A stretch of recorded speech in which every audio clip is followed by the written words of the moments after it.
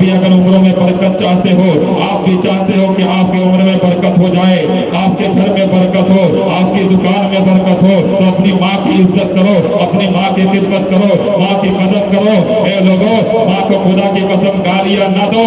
जो बाप को माँ को गालियां देता है उसका हश्र भी बड़ा बुरा होता है। आओ मैं आपको बताता चलो, हजरत अली मुर्तजा रज़ी अल्लाह तआला अन्हु का जमाना है।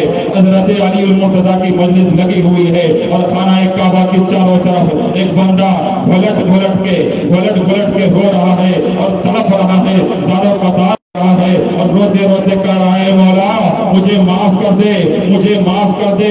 हजरत अली मुर्तजा रज़ी अल्लाह तआला अन्हु ने जब ये सुना है कि ये बंदा रो रहा है, कहा कि कौन रो रहा है, जरा इसे बुला कर लाया जाए। जब उसे बुलाने के लिए सहाबाए किराम जाते हैं, देखते हैं ये शख्स माजूर है।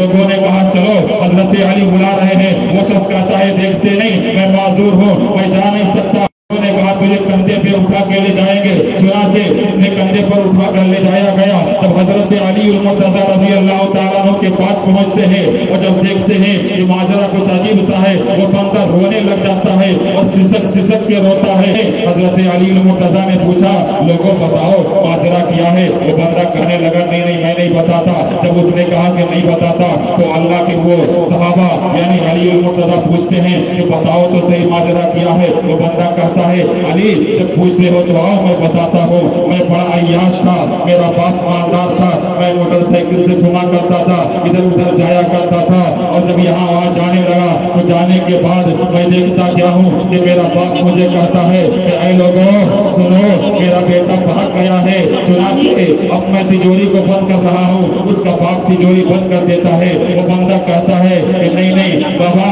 मुझे पैसे दे दो, मुझे याशी करनी है, मुझे शराब पीनी है, मुझे यहाँ वहाँ पार्टियों में जाना है। वो बाप कहता है नहीं तू बिगड़ रहा है, मैं तुझे पैसे नहीं दे सकता। चुनाचे जब वो बाप जिद करता है कि तुझे नहीं दूंगा तो बेटा कहता है कॉलर मैंने पकड़ लिया। जब बाप का मैंने कॉलर पकड़ा है तो बाप की आंखों से आंसू जारी हो जाते हैं और उसके बाद वो बाप वहीं से उठता है और बैग उठाकर चला जाता है और जाकर खाना काबा से चिमट कर दुआ कर देता है, मैं यहाँ चंद दिनों के बाद अपाहिज हो जाता हूँ, मेरे हाथ पैर काम करने बंद कर देते हैं। ये लोगों जरा गौर से सुनो। वो बंदा अपनी वाकया सुनाते जा रहा है और आंख से आंसू बहते जा रहे हैं। कहता है अली मैं उस वक्त मुझे मालूम नहीं था कि माजरा किया है, मेरे बाप ने मेरे लिए दुआ कर दी, मेरा हाथ शल हो गया, मेरा पैर शल हो गया, मैं किसी काम का नहीं रह गया।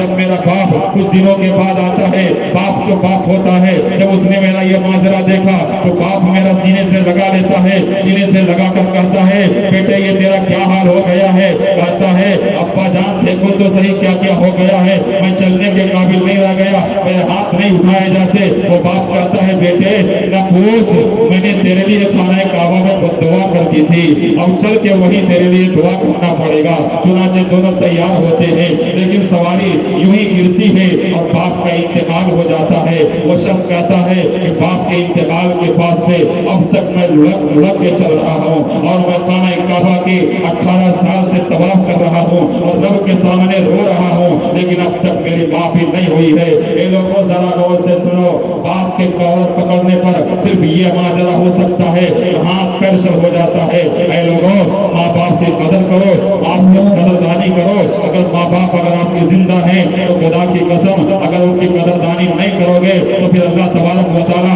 आपके घरों से बरकत छीन लेगा, आपके मामला भी पलट देगा, फिर आप तबाह व बर्बाद हो जाओगे। अल्लाह के नबी सल्लल्लाहु अलैहि वसल्लम ने फरमाया था कि दो चीजों का गुनाह ऐसा है कि अल्लाह तबारक व तआला दुनिया में ही उसका बदला दे देता है। सबसे पहली चीज जुल्म कोई करता है तो अल्लाह तबारक व तआला उसे इस दुनिया में बदला दे देता है।